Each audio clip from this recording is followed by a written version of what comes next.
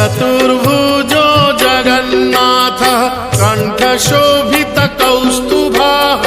पद्मनाभो देवगर्भश्चन्द्रसूर्यविलोकनः जगन्नाथो लोकनाथो नीलाद्रीशः परो हरिः दीनबन्धुर्दया सिन्धुः कृपालुः जनरक्षकः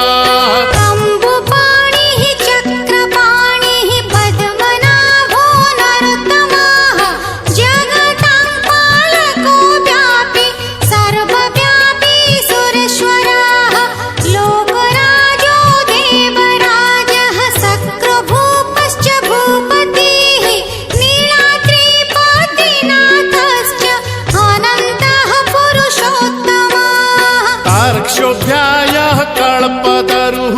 विमला प्रीतिवर्धनः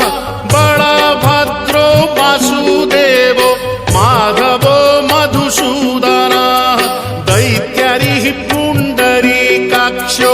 वनमाली बलप्रियः ब्रह्मा विष्णु वृष्णिवंशो मुरारिः कृष्णकेशवः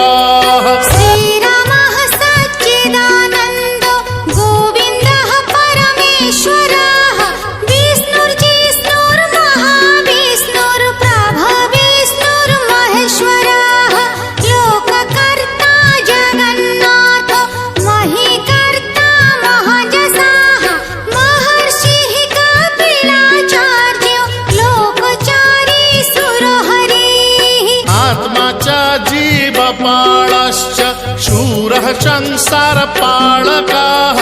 एकोनेको मम प्रियो ब्रह्मवादी महेश्वरः द्विभुजश्च चतुर्बाहुः शतबाहुः सहस्रकाः पद्मपत्र विशालाक्षः पद्मगर्भ परो हरिः